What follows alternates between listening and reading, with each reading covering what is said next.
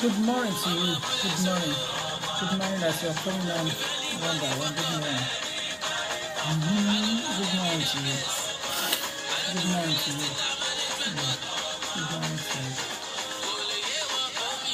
The seminar is going to take place at 12:30 today. It's starting at 12:30. I'm only trying to get my acetate ready for my presentation.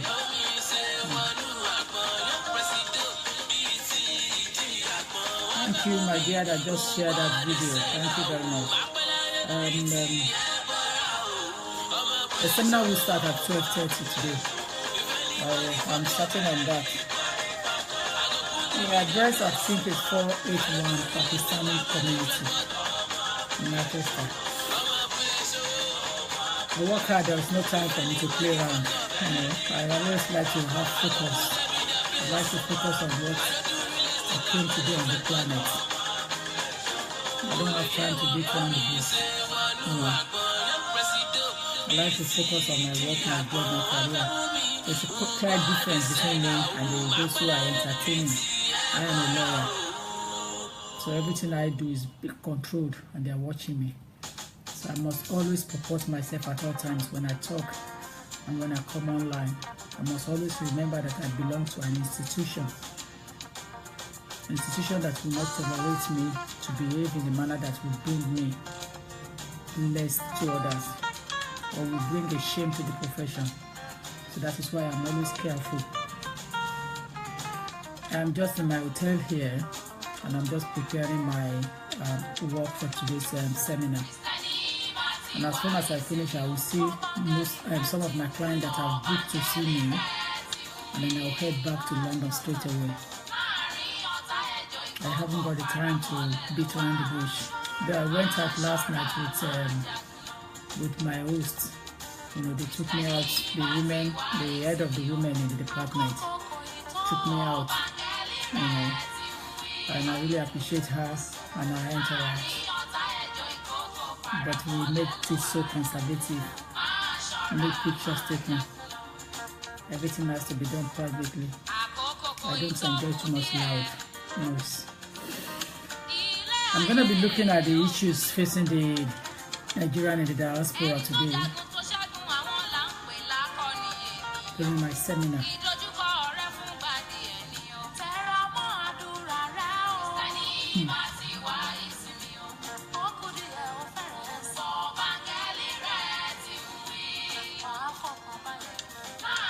I will look into situations how Nigerians can get themselves off the bad records you know. And that is why I want to encourage those who are coming from Nigeria, please and please, don't have it in mind that you are coming to come and overstay here, because there's no room anymore for visiting visa to come and overstay. So if you're coming and you're not truthful to yourself to return back, don't bother to come, because your suffering will be greater than those who are already inside. You will suffer a lot. It's not a cause. Because what are you going to do? You're not allowed to work with visit visa. You know, so there is no need for you to think that Britain is the soil of land for you, that you can take a good land. You know, like I always encourage people,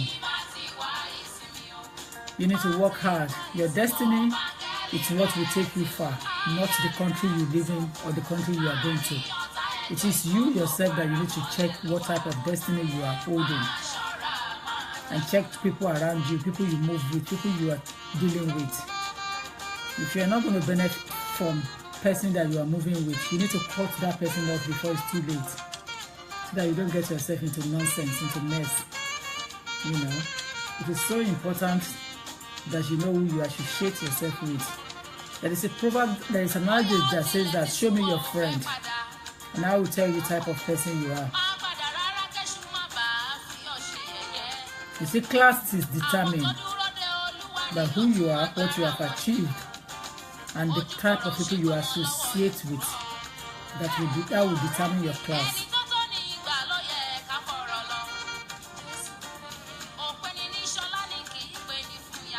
You cannot come from a high level and drop yourself to the bottom level.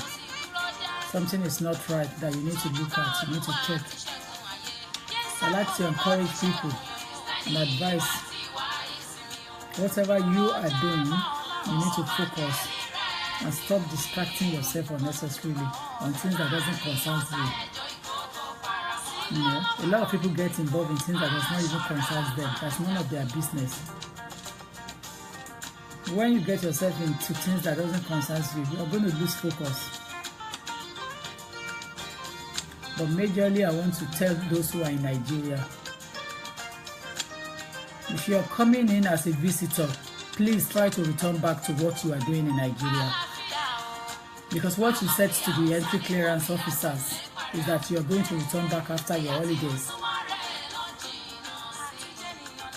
So why would you stay back again and cause yourself so much pain? Those in London, in the UK, are not ready to take anybody into their homes. So why bothering yourself? Because I'm not going to take you into mine. So why do you have to come and overstay your visa? Employer is not going to hire you if you don't have right to work. I'm not going to hire you if you don't have right to work in the UK. And those that are already here, leave them with us. I said before, leave us with those who are already in the UK. As much as it takes, we will fight it to get them regularized. But please don't come in and add more to the headache in England. We have enough in the plate to take care of. So if you're coming, you know, and you're not going to return, you're going to suffer yourself. What really makes me smile sometimes is those who have properties in Nigeria and sell them to come to UK. Are you crazy? You have properties, landed, buildings, you are selling them to come to a country that you don't even have paper to work there. How do I say it? You're coming to a country that you don't even have right to work, right to stay there other than for holiday, and you are selling your properties to come to that country. It makes sense. Does it make sense to you? A lot of people do things that makes me amazed and ask that, is it for real? Is it for real? Are they actually doing it for real? I can understand that there are problems in the country and that's why you are running away. But for how long? Why don't you stay and build it? You think if I have set up family and I have properties in Nigeria when I return back in the 90s, you think I'll come? You think I'll come? My dear, I won't dare it. When we left Nigeria, in the early 90s. We left because we were younger. We left because we were coming back to the country of birth.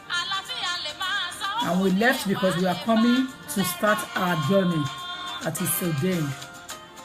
I haven't got a husband in Nigeria. I don't have anything other than my parents and my siblings. When I came, I was young and buoyant. So I have nothing to regret on from leaving Nigeria to come to UK. There was no regret. There will be regret if you have properties, if you have missionaries, if you have things, and if you have people looking up to you, and you just disappear overnight. You're a coward. You know, it is not advisable. It's not advisable at all.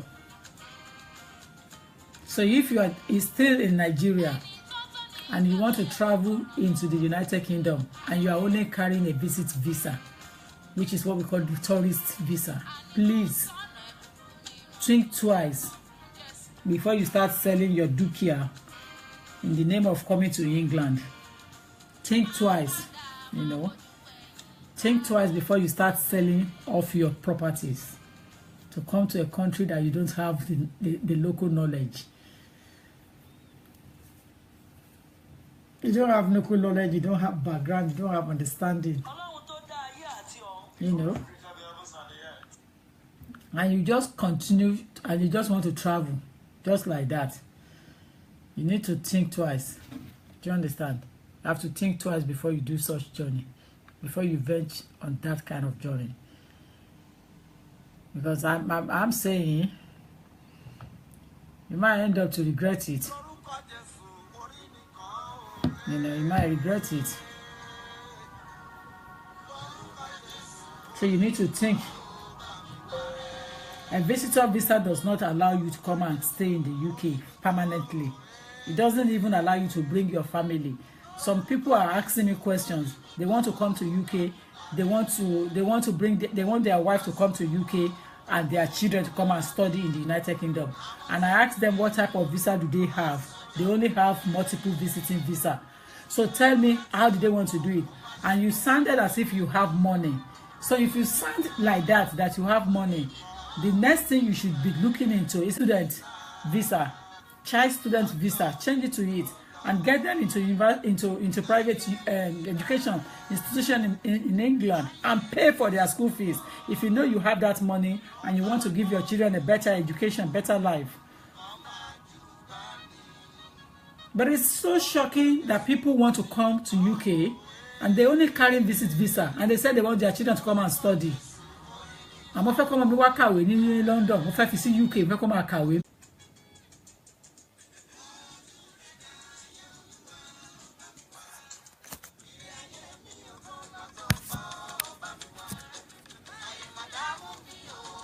So I think it's very important that people get things right properly, so that it won't give them a headache. I'm really not bothered about what people saying or flagging there, but I just want to concentrate. So when you have a visit visa, it's saying that how many weeks are you coming to stay. If you're coming to stay 2 weeks, do 2 weeks and go back. If you're coming 4 weeks, do 4 weeks and go back. Then by this you can build up your credibility. You build your credibility.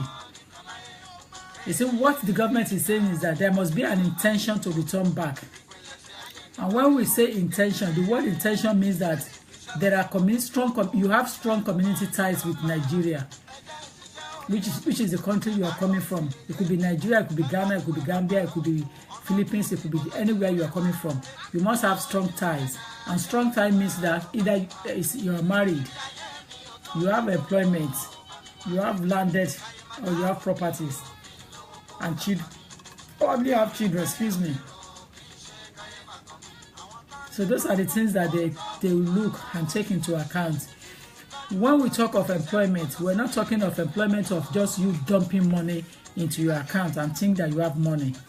Employment has to be consecutively, has to be continuous. So you need to get a letter from your employer to show that you have employment when you want to come to England.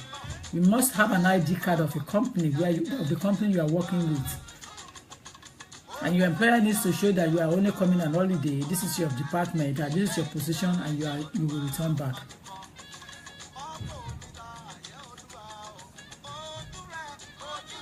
If you don't have the ability to show strong community ties, the visa will not succeed.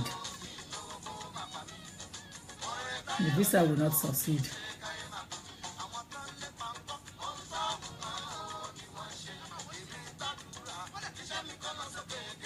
I mean, you have to show that you have consecutive salary going into the account, and you have to show your bank statement for 6 months and your pay slips for 6 months. You see, if you cannot show all those things, that visa will not go smoothly. It won't succeed. It will not succeed.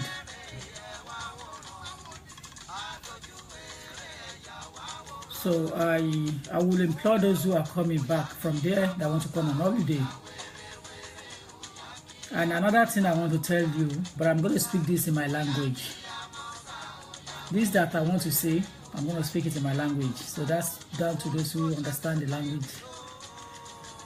Tó bá ti ń bọ̀ láti Nàìjíríà, ìwọ tó ní àǹfààní lẹ́kọ̀ọ̀kan tó máa ń rí àwọn kankan jámara ń bí báyìí, máa yẹnu báàgì ẹ̀wò, yẹnu ẹ̀rù ẹ̀wò, máa make sure pé kò sí nǹkan tó lè ṣe àkóbá fún ọ nínú ẹ̀rù ẹ̀ tó bá ń bọ̀, bí àwọn ìwé tó fi ń ṣiṣẹ́, àwọn nǹkan àwọn nọ́ọ̀sìrù tó bá fún ẹ, gbogbo nǹkan bí nọ́ọ̀sìrù tó bá fún ẹ tó ń lò, má máa jẹ́ kó wà nínú ẹ̀rù ẹ mọ́, gbogbo nǹkan bí nọ́ọ̀sìrù tó bá fún ẹ, tán kọ nǹkan sí fún ẹ, má máa jẹ́ kó wà nínú ẹ̀rù ẹ tó bá ń bọ̀,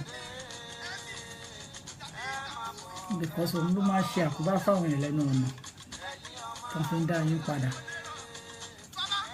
Bí mo sọ, ìwọ tó bọ̀ tó máa rí àǹfààní láti ṣe àwọn iṣẹ́ mélòó kan táwọn ọ̀rẹ́ bá fún ẹ̀yìn, tó bá ti dí ẹnu ọ̀nà, kó tó dí ẹnu ọ̀nà tó bá ti ń bọ̀, ni wàá ti jẹ gbogbo nǹkan tó wà lọ́wọ́ ẹ̀ wò, wàá ti ní oṣù ọ̀pọ̀ kò sí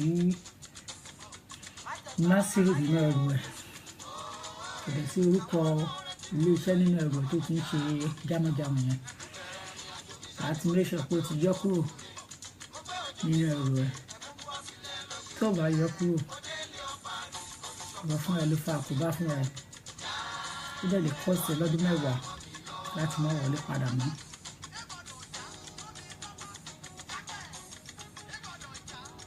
Ó lè cost ẹ lọ́dún 10 láti má wọlé. Tó tó bá ti fẹ́ rìnrìn àjò, wàá yẹ ní báàgì ẹrù kó tó kúrò ní Nàìjíríà, wàá ti make sure nítorí kò sí nọ́ọ̀sìrì ọ̀kan nínú ẹ̀rù ẹ̀. Nọ́ọ̀sìrì ìràngan ló ń fa àkóbá. Nọ́ọ̀sìrì tẹ máa ń kọ sínú dáárì, nọ́ọ̀sìrì tẹ máa ń kọ sọ́wọ́, nọ́ọ̀sìrì tẹ máa ń gbé kiri, ló ń fa àkóbá nínú àpò àpamọ́ yìí tẹ bá gbé dára ẹ̀yìn obìnrin. Ẹ̀yin ọkùnrin máa fi tiyín sínú wọ́lẹ̀tì lẹ́ máa ń kọ sí láti lè rántí, tàbí àwọn nǹkan mìíràn tẹ kọ nóòtì tẹ ọ̀pọ̀ sórí fóònù yìí, tẹ ọ̀pọ̀ sínú ẹ̀rọ yìí, àkóbá ló jẹ́. Ẹ gbọ́dọ̀ kíyèsí ara,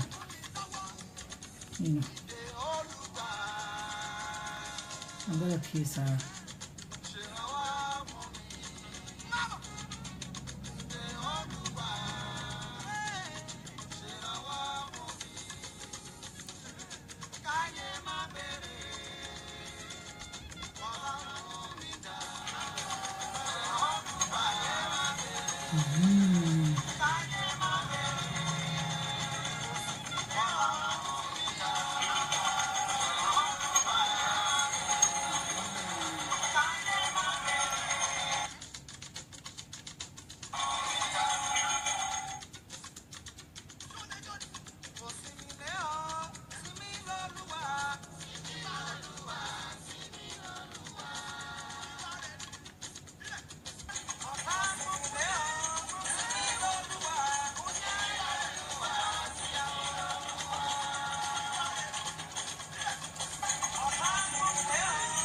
Tí o bá ti ń bọ̀ wá ti dí ẹnu ọ̀nà,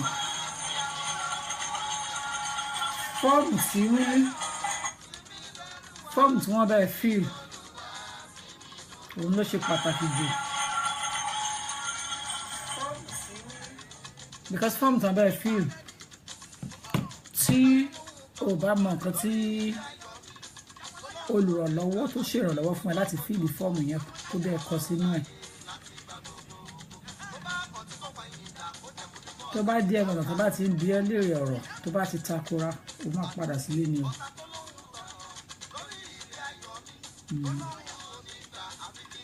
So gbogbo ìgbà tí wọ́n bá ti bẹ́ẹ̀ ṣe fọ́ọ̀mù tó bá bẹ́ẹ̀ ṣe máa gba ẹ̀dá ẹ̀ sọ́wọ́ kó mọ kankan kọ sínú ẹ̀ fún ẹ tó bá ti lówó fún ẹlẹ́dàá ò gbọ́dọ̀ fún lówó iṣẹ́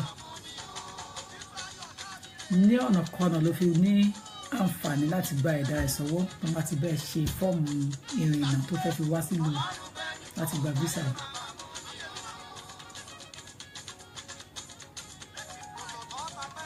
O gbọ́dọ̀ gba ẹ̀dá ẹ̀ sọ́wọ́ tí o bá ní ẹ̀dá ẹ̀ sọ́wọ́ tí nǹkan bá go wrong lẹ́nu ọ̀nà tó o mọ nǹkan yẹn sórí o máa padà sílé ni o tó bá dẹ̀ padà sílé ìrìnàjò ẹ lè kọ́sẹ̀ lọ́dún mẹ́wàá mi pẹ̀lú ẹ̀bẹ̀ àti àdúrà kó tó lè padà ráyè wọlé.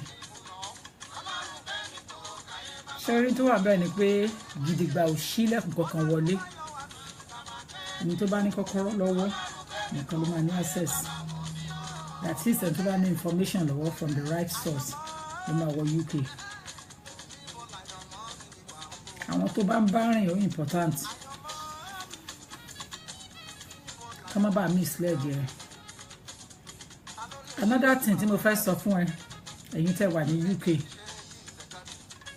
àwọn àṣírí ńlá ni mò ń gbé sí yín lọ́wọ́ ní ẹlẹ́dàá àmì. Ṣorí ẹ̀yin tí a ṣẹ̀ṣẹ̀ ń gba ìwé ìgbèlú tẹ́ ń gba ọdún 2 àti àbọ̀ tá à ń pè ní 30 months tẹ́ ti wá tẹ̀ ẹ̀ka rí tẹ́lẹ̀ níbì kan kẹ́ tó wá tẹ̀ ẹ̀ka nínú ìlú mi nínú ìlú yìí tá bá jàjà fún ẹ níwèé níbí má lọ gba àṣẹ ìrìnnà kó fẹ́ lọ gba pálí ní Nàìjíríà torí ò ní wọlé padà tó bá ṣọ́ra. Gbọ́ mi dáadáa gbọ́ mi dáadáa.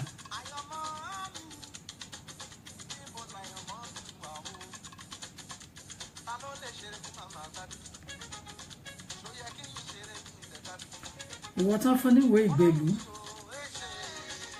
tá a jọ wà nínú United Kingdom mo sọ̀rọ̀ yín lọ́wọ́.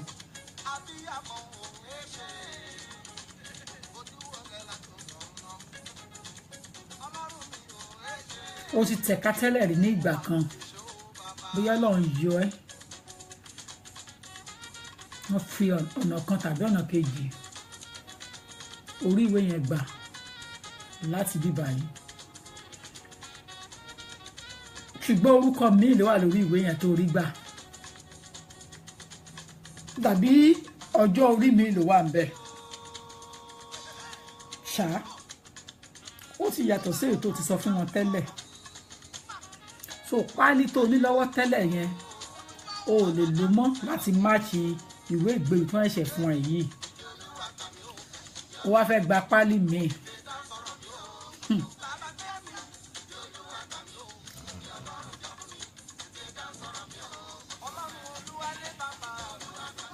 tí o bá lọ sí Nàìjíríà torí o fẹ́ lọ correct ẹ fẹ́ lọ gba páálí míì o máa há sí Nàìjíríà ni o. Ìdí tí mo fi sọ bẹ́ẹ̀ ni wípé o ti tẹ ẹ̀ka tó ti wà lórí system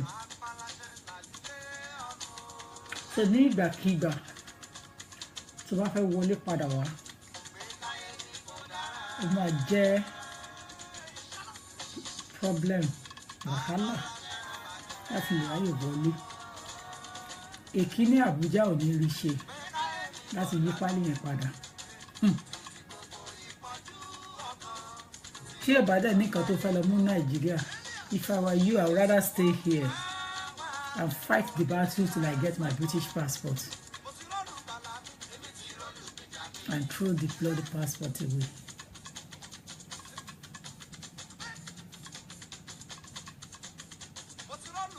tó bá jẹ́ èmi kò tí màá ṣe nìyẹn.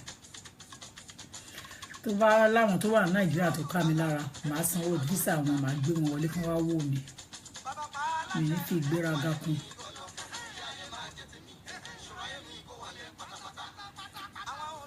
Tí o bá ti tẹ ẹ̀ka tẹ́lẹ̀ rí tó tún wá ń tẹ ẹ̀ka tó tún wá tún tẹ ẹ̀ka lórí orúkọ kan tẹ́lẹ̀, jẹ́ kí n ṣe àpẹẹrẹ. Kí n ṣe àpẹẹrẹ kó o ti wà ní Belfast fún àpẹẹrẹ, kó o ti lọ jẹ àdúró ní Belfast tẹ́lẹ̀, o wá tẹ ẹ̀ka kan, o ti tẹ ẹ̀ka ní Belfast tẹ́lẹ̀ tó fẹ́ lọ jẹ àdúró ń bẹ̀. Má gbàgbé pé o ti kọ́kọ́ wọlé tẹ́lẹ̀ sí UK, o ti wọlé tẹ́lẹ̀ sí UK.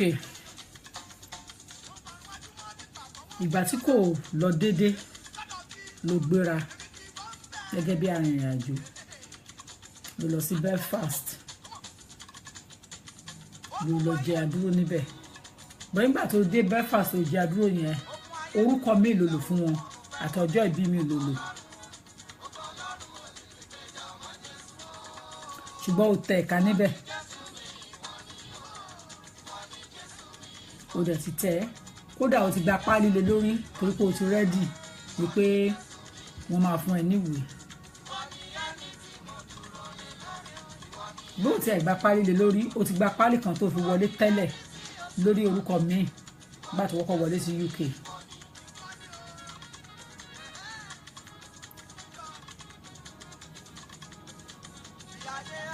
ó wá gbéra láti wọn fún ẹ níwèé ìgbélú yẹn tí wọn fún ẹ ládùúró yẹn tí wọn gbà fún ẹ pé àdúró yẹn pé òótọ́ ló yẹ kó gba àdúró yẹn jẹ àdúró. ó wá gbéra, ó wá padà wá sí United Kingdom, ó fi Belfast sílẹ̀, ó wá padà wá sí UK. bá tó dé London, torí pé o ti wọlé tẹ́lẹ̀ rí yẹn, o ti lórúkọ mi tẹ́lẹ̀, o pa yẹn tì, o lórúkọ mi again láti bẹ̀rẹ̀ ìrìn àjò yẹn. wá gba àdúró mi, wá tún jẹ àdúró mi nígbà tó wá padà sí UK. ìgbà tó wá jẹ àdúró mi tó padà sí UK yẹn, o jẹ àdúró mi ní UK, wá lórúkọ mi again, wá tún lo date of birth mi. nígbà tẹ́ṣà ń fà lọ tẹ́ṣà ń fà bọ̀, wọ́n gbà fún ẹ lórí àdúró yẹn, bóyá wọ́n wá fún ẹ níwèé one way or another, bóyá wọ́n fún ẹ níwèé ìgbèlú, kò yé mi. ṣòro tán bá ti fún ẹ níwèé ìgbèlú, tán fún ẹ níwèé ìgbèlú, ọ̀dọ̀ wọn gbà fún ẹ lórí àdúró yẹn, so wọ́n fún ẹ lọ́dún 5, bọ̀ wọ́n fún ẹ níwèé ìgbèlú nítorí pé bóyá wọ́n ṣàṣàánú àbí àmọ́ wọ́n ṣàfún ẹ níwèé ìgbèlú. náà ń gbà tán fún ẹ níwèé ìgbèlú, gbọ́ mi dáadáa o, àfi ẹni tí ò bá ní àròjinlẹ̀ ọkàn ló máa fún ẹ ní ìmọ̀ràn pé kó o lọ sí Nàìjíríà lọ gba pálí mi, nítorí o ti tẹ̀ka ní Belfast, o ti tẹ̀ka gan nígbà tó kọ́kọ́ wọlé síbí, tó kọ́kọ́ fẹ́ gbà wò tẹ́lẹ̀ ibi tí ò bọ́ sí, òun ló gbéra tó lọ sí Belfast, o ti tẹ̀ka ń bẹ̀ òdi méjì. ó possible gbà tó fẹ́ claim asylum gbà tó padà sí London again yẹn tàbí UK again yẹn, ó tẹ̀ka lórí orúkọ kẹta. wọ́n lè rí ìgbà yẹn kán dáríjì ẹ́ yẹ pé wọn ò rí, wọ́n lè rí kán fojú fò ó, ṣùgbọ́n tí o bá ṣe mistake jáde láì ní correct document láti padà wọlé, wàhálà tó máa bá ẹni yẹn kò lè gbàgbé. so mo fi ìyanu Ọlọ́run bẹ̀ yín, wọ́n tó bá wà ń bẹ̀ yẹn, tó bá ń gbọ́ voice mi ní ìsinyìí, má jáde o tó bá ṣẹlẹ̀ sí ẹ, má jáde. What did I say? Don't leave United Kingdom if you are in that category. má jáde, because èkíní pálí mi tó fẹ́ gbà l'Abuja ó máa difficult, wọ́n kàn máa fi ẹ jẹun ní 500,000. I hate people taking money unnecessarily from me. 500,000 is quite a lot of money. Do you understand? kò dáhùn ṣe pé wọ́n máa ríṣẹ́ yẹn ṣe náà 500,000 kan ń béèrè yẹn. so má jáde ìmọ̀ràn mi gẹ́gẹ́ bí amòfin má jáde mo sọ kí ni mo sọ má jáde because tó bá jáde àti wọlé àmìra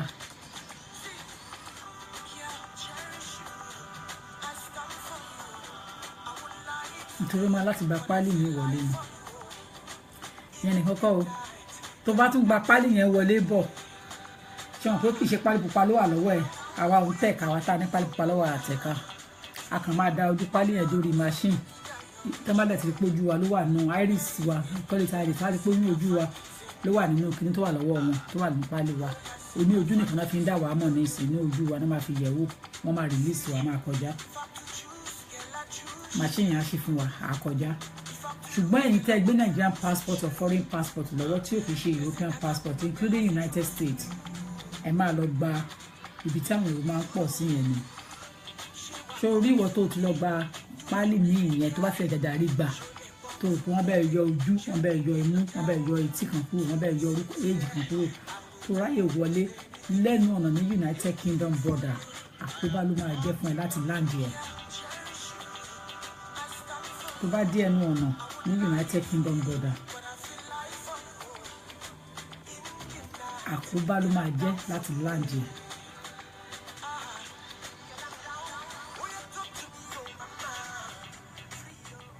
You understand? It's going to be very, very difficult for you to get through. The immigration officer will not land you. They will not land you. And if they don't land you, they will revoke your status or damage you.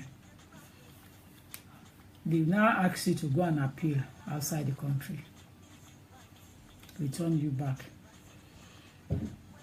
If you have a strong Article 8 case that your husband is British or settled person and your children are in the UK inside here, your children must be British and your husband must be settled as well British either.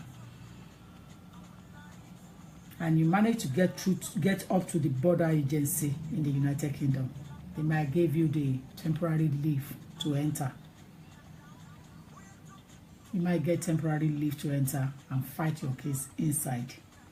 But if you don't have strong Article 8 case, they're not going to land you. They're not going to land you. So it is very, very important, I would say, that you actually understand how it works before you even decide. That's what fellow Bakwali me. Wá gba travel certificate jáde. Má gba traveling certificate jáde o. Tó ráwọn tó wà ní Nàìjíríà òní kan fẹ́ offer ẹ̀ wọ́n á fi ẹ́ ṣe ẹ̀yẹ ní tó bá run out. Má dẹ̀ gbàgbé pé 2.5 years pé ló wà lọ́wọ́ ẹ̀.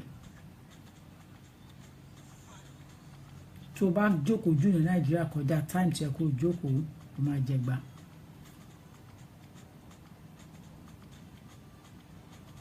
Máa jẹ gbà. So ìmọ̀ràn tí mo fẹ́ fún ìwọ tó bá gbọ́ èdè mi dáadáa láàárọ̀ ẹ̀ ó ní pé kíyèsára ṣe rí iṣẹ́ yìí ó yéyé wa ju ara wa lọ so má kàn rò pé torí pé bóyá lọ́ọ̀yà ni ó sọ báyìí irọ́. Does that person have detailed knowledge, understanding of how the immigration law works? And does the person have the internal knowledge? You see, internal information is what we are eating. Internal information. Ohun tó ń ṣẹlẹ̀ nínú ilé la wà ń lò láti fi bá yín sọ̀rọ̀. Tó bá yẹ pé nǹkan tó ń kọ sínú paper nínú ìwé lásán là ń lò á ti dry off.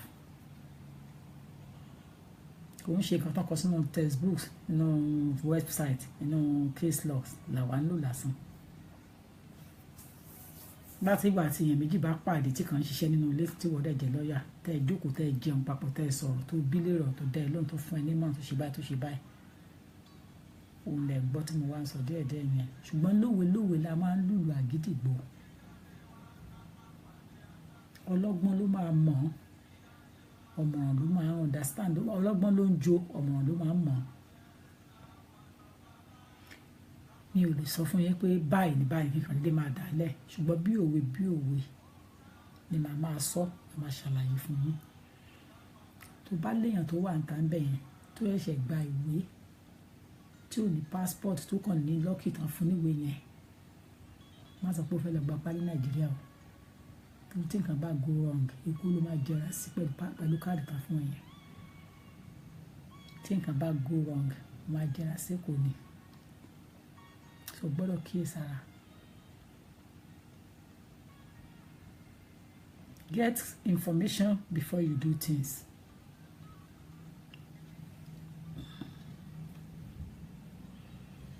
And ẹ̀yin èèyàn kan máa ń pa mí lẹ́rìn ẹ̀ máa bá lọ́ọ̀yà rìn ọwọ́ tó ń dùn yẹn máa fi sábẹ́ aṣọ ẹ mọ̀ pé lawyer of my status of my calibre mo ti kọjá stage tó máa discuss the information Kẹ́hìndé fún Táyé láyé kò lè ṣẹlẹ̀. I am assuring you and reassuring you again if you're on my line kò máa gbọ́ mo ti kọjá level lawyer tó máa jókòó tó máa sọ kátàkátà tá máa discuss ọ̀rọ̀ ọlọ́rọ̀ fún wọn ẹnìkan ọlọ́run má jẹ́ kó ṣẹlẹ̀ sí mi kò lè ṣẹlẹ̀ ẹ̀yin méjì bá jọ rẹ̀ tẹ́ bá wá rí mi on consultation ọkọ̀ kan lẹ́ máa wọlé mi nígbà kan wọlé papọ̀ àwọn tó mọ̀ mi ti mọ̀ mi tí mo tó ti wá rí mi mo máa ń dá wọn padà ní pé ẹ má wọlé papọ̀ because ìjà ló máa ń dé tó rin dòwe tẹ́ máa bẹ̀rẹ̀ sí ní tú àṣírí ẹ̀ ṣèbí wọ́n ló sọ nǹkan báyìí ní ọ́fíìsì lọ́yà Tókunbọ̀ Lágbàáyé ṣèbí nǹkan báyìí ló sọ ṣèbí ò ní ìwé mi tí ẹ mọ̀ so I don't allow two friends to see me at the same time I don't care their opinion I want to protect my dignity I want to protect my work and I want to protect the interests of that client first so I will not allow two friends to come into my consultation room at the same time lie you have to do it one by one. If you can't do it one by one, stop it. Doesn't bother me. But I will encourage people and tell them that, now what I want to say about those who know lawyers and keep information away from lawyer. Or what to do and don't sabi aṣọ. Ìyà ló fi ń jẹ ara ẹ o. Ìyà lẹ fi ń jẹ ara yín ẹ̀yin tẹ́ mọ̀ mí dáadáa dénúdénú tẹ́ mọ̀ mí tẹ́ mọ̀ pé iṣẹ́ lọ́ọ̀yà yìí ni iṣẹ́ mi wine and dine inside it tẹ́ dẹ̀ mọ̀ mí kódà ìyẹn mí ìnáwó yín gan àti máa jọ lọ patiri tàti máa pàdé ní patiri tàti máa pàdé outside office hours tàti máa pàdé ní neutral ground tí ẹ̀ dẹ̀ ní ìwé ìgbèlú tẹ́ dẹ̀ hide ẹ̀bẹ̀ tẹ́ dẹ̀ ń bùgà tẹ́ ń go bigger tí ẹ lè ṣàlàyé fún mi ibi tí bàtà ti ń ta yín lẹ́sẹ̀ kí n tètè bá yín bu òróró sí tó bá yẹ pé òróró yẹn wà lọ́wọ́ mi láti bù sí.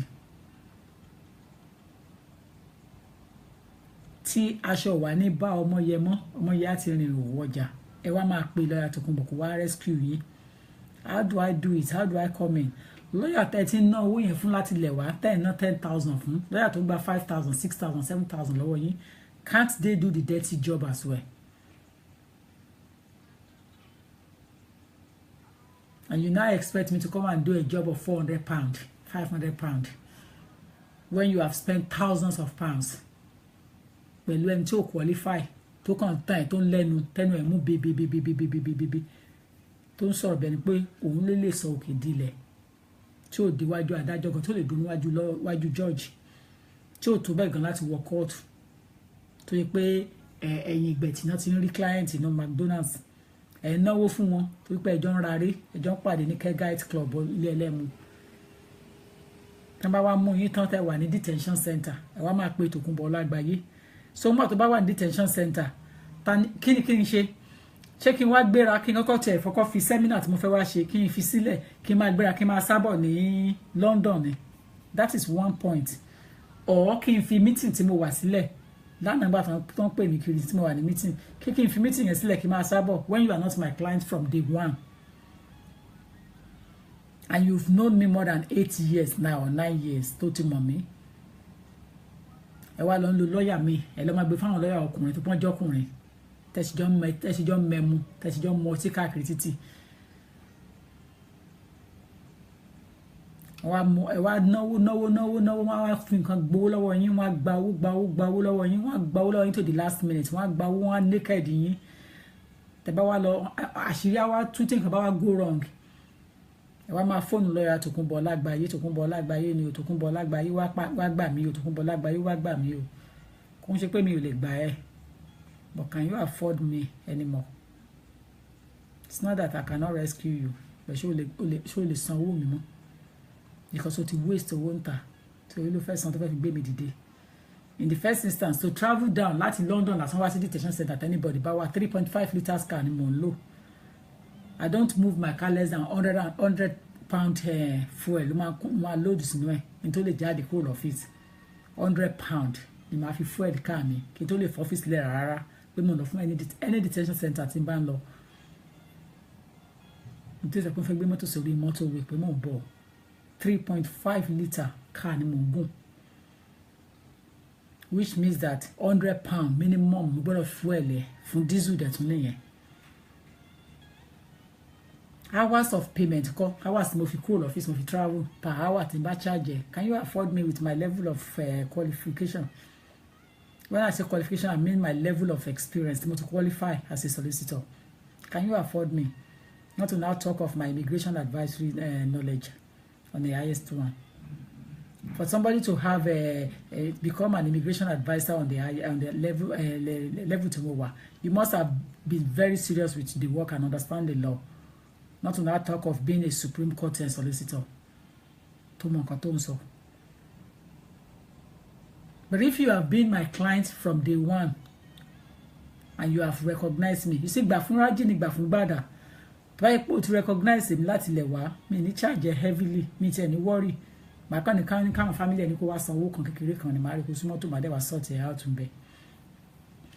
But the fact that pé o ti fojú di mí láti lè wá pé kí ló fẹ́ ṣe ìbóbìnrin ni tó lọ gbé fún àwọn ọkùnrin ẹgbẹ́ ẹ̀. I think you should be punished for it.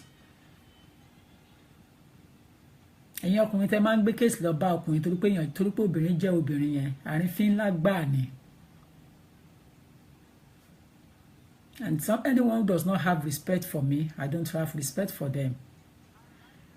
Because in my profession, we will not tolerate inequality.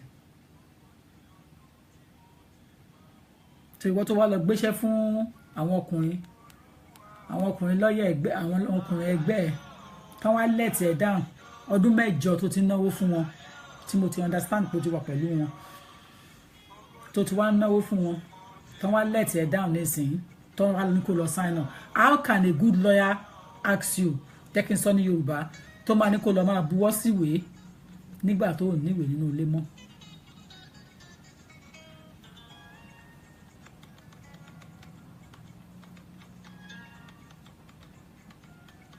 You understand?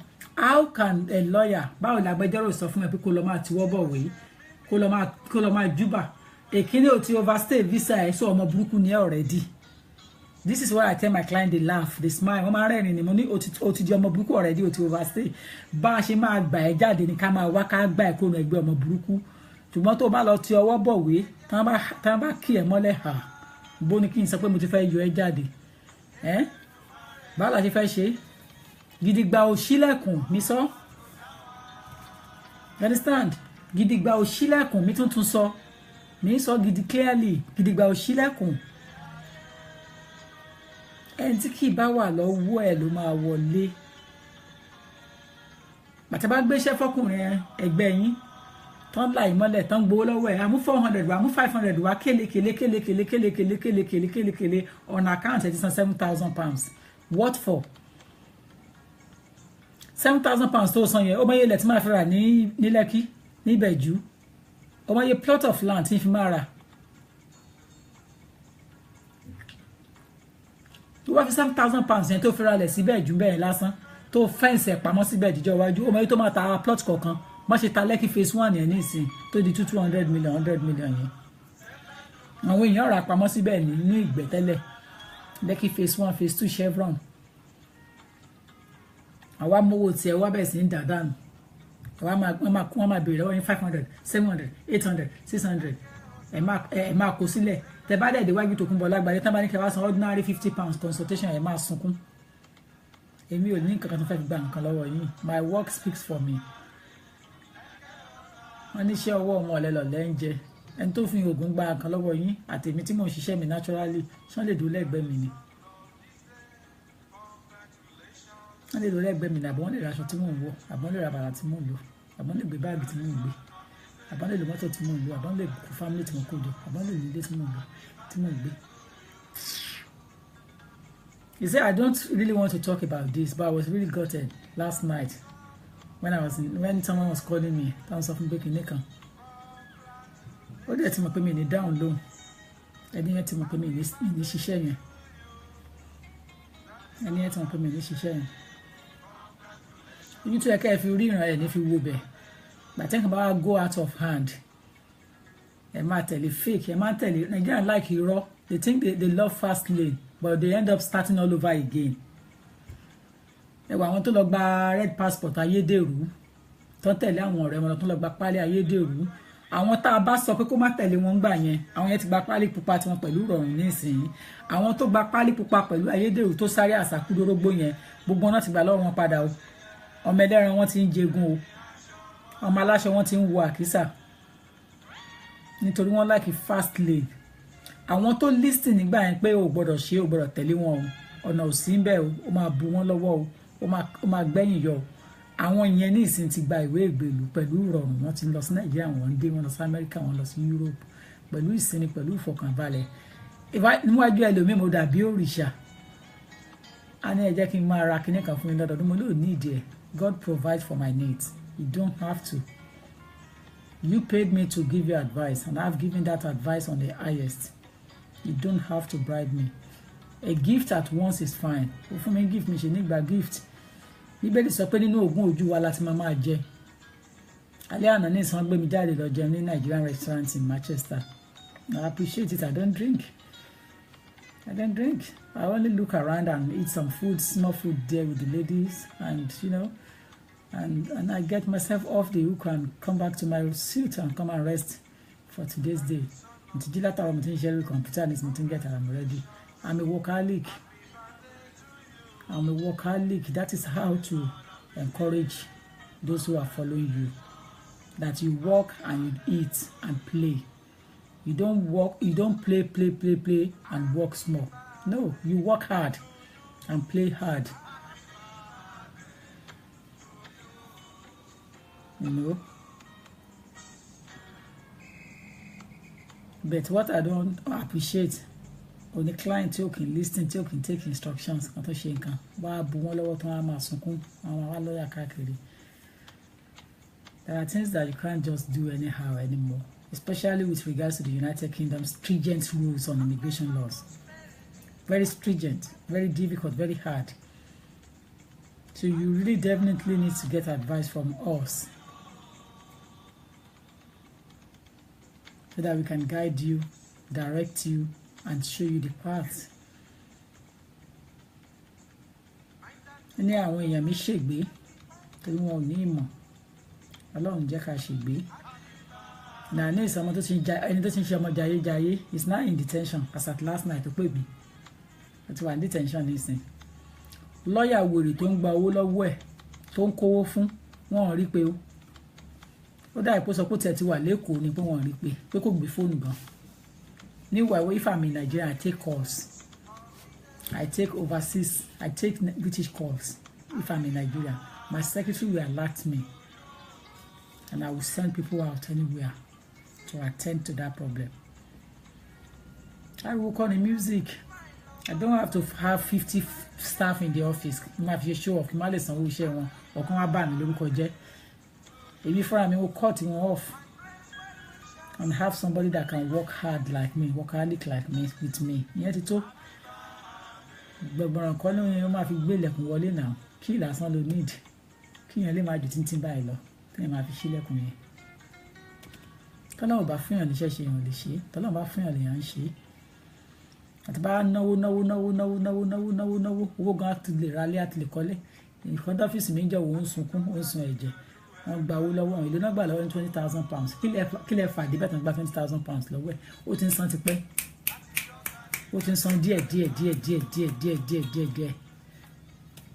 àwọn máa sọ wọn ti dọ́dọ̀ tó fún bọ́lá gba wọn máa sọ fún wọn máa lo tissue mi ò fún yín tissue kẹfì ní ojúmọ́ did I give you toilet roll to clean your face or handkerchief I won't give you I don't give you because I've been around for long and you know about me so I will not give you tissue to clean your face láíláí tán bá gbá yín dáadáa ẹ̀ sinmi ẹni tó lọ ń sign on tó níwèé nínú ilé what are you doing kí ló lọ ń ṣe ń bẹ̀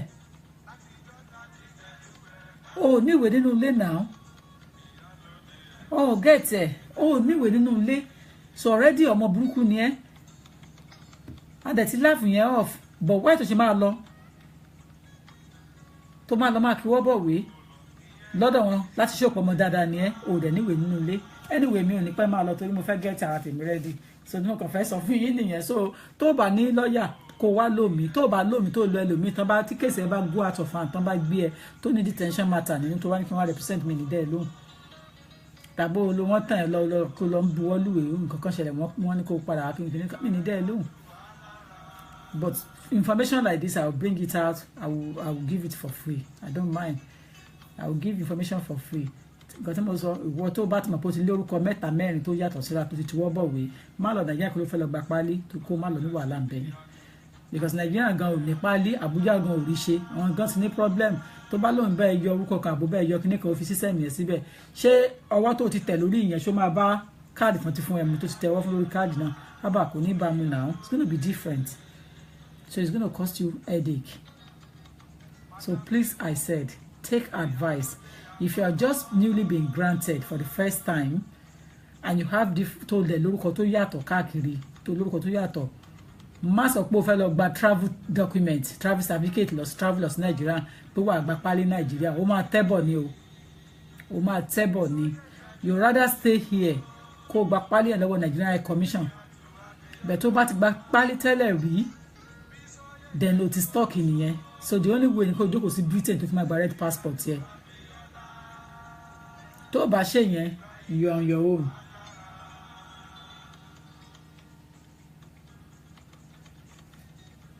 You understand? Small lawyer do not have a heart. I know. Yeah, so that's just the situation. That's just the situation.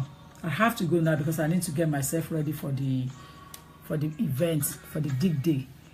So you take care, guys. I love you. If I have any information, I will put it to your attention. I will put it on when we are starting our program so that you can have the live event. So you can follow the live event when we're starting. Take care for now. God bless you. Bye.